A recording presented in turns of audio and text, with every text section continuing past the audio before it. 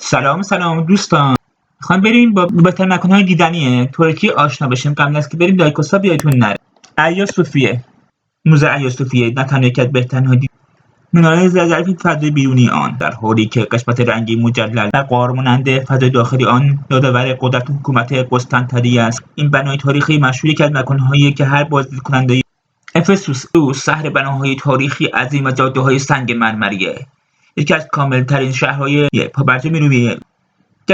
شهرهای پابرجای رومی برای تجربه زندگی در دوران طلایی امپراتوری روم در منطقه مدیترانه بود.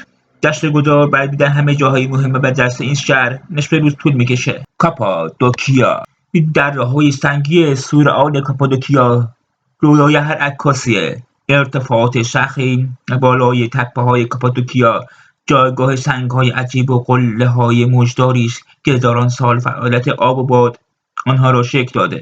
مکانی برای بالون سواری هم داره. کلیسای سنگ‌تراش رنگارنگی هم که در دوران بیزانس که زمانی که مهمترین منطقه مسیحیت بوده در این دره‌ها ساخته شده. کاخ توپکاپی به طور باور نکردنی مجلله، ما را به دنیای فوق‌العاده خیالی سلاطین میبره. اینجا جایی که سلطان‌های دوره عثمانی امپراتوری را به وجود آوردند که تا اروپا، خاورمیانه و آفریقا گسترش پیدا کرد. فضای داخل آن، کاشیکاری و دکوراسیون پر از نگین و جواهرات آن یادآور پایگاه قدرت عثمانی است. باغ‌های محوط اطراف زمانی قلمرو منحصر به فرد دادگاه سلطنتی بود، اما امروزه برای عموم آزاده.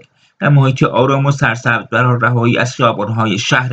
پاموکال یکی از معروف‌ترین دیدن‌های طبیعی ترکیه است. چشمه‌های پلکانی پاموکاله از سنگ آهن خالص شکل گرفت. آبشار کوچک پایین سراشیبی آن مثل یک مزرعه برف در وسط فضای سبز به نظر می‌رسد. این چشمه‌ها اولین چشمه‌های آبشور جهانند، اگرچه چنگ‌های عکس سفید خودشان دلیل خوبی برای سفر به ترکیه است. چشمه آب گرم قدیمی، ویرانه‌های وسیع. هیراپولیس رومی که در بالای تپه کربنات کلسیم قرار گرفته دلیل دیگری برای سفر به این کشور. زمان برای گرفتن بهترین عکس‌ها در پاموکاله ترکیه است. سنگ آهک مثل خورشید زیر خط افق می‌درخشه.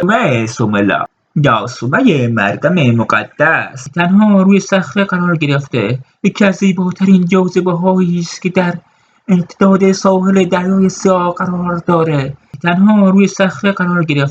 یکی از زیباترین جاذبه‌هایی است که در امتداد ساحل دریای سیاه قرار داره. پرسه زدن در اطراف این سومه متروکه با فضای داخل کلیسای آن که پر از گچیری‌های رنگی و خیره کننده است. سومه در دوره بیزانس باز شد و در سال 1923 بسته شد و پرسه زدن در اتاقهای خالی این سومه میتونه به تنهایی راهبانی پی ببرد که یک بار اینجا زندگی کردند.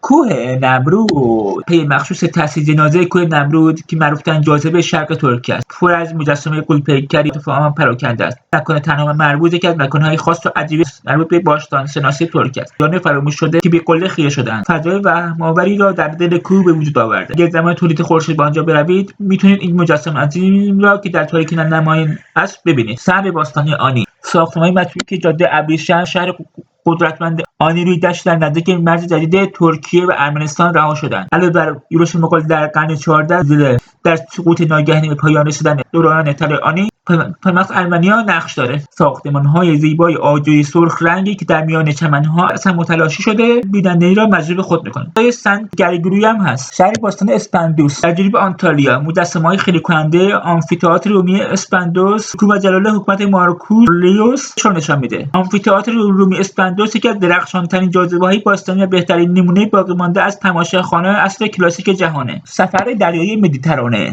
خط ساحل مدیترانه در ترکیه ویرانه‌های زیادی داره. من دیدن غروب آفتاب به چشم اندازه زیبایی ساحلی لذت می‌برند. دشت دریایی با قایق اولین فعالیتی که هر کس به بودروم و فتحیه سفر میکنه انجام میده. دامنه‌های جنگلی شیبدار، پناهگاه‌های ورزشی مخفی، سواحل سنی سفید و صدها جزیره پراکنده مکان عالی برای لذت بردن از سواحل. معروف‌ترین سفرهای دریایی ترکیه بلوکروزه. دریایی از جنوب فتحیه سمت ساحل نزدیک کوه المپه. مشهورترین پدیده طبیعی چیمانراس. ابعد پرگامو. ترکیه ویرانه‌های رومی یونانی زیادی داره، اما هیچ کدام به اندازه شهر باستانی نیست. یکی از مهمترین کتابخانه قدیمی جهان در قایق معبد پرگامونه. در بالاهای تپه‌ها چشم نوازه. این منطقه با آمفی‌تئاتری در دامنه کوه و منطقه آکروپولیس جو باور نکردنی برای ماجرایی داره. اینجا محل خوب برای درک واقعی زندگی در دوران روم باستان. اولودنیس می‌توانید با یه سفر کوتاه از فتحی به معروف‌ترین خلیج حفاظت شده ترکیه اولودنیس، یک از پربارزترین مقاصد چتربازی جهان رسید. رنگ آب به طور باور نکردنی آبی فیروزه‌ای، جنگل سبز با شکوهی روی صخره‌ها، کنار ساحلی با ماسه‌های سفید قرار گرفته.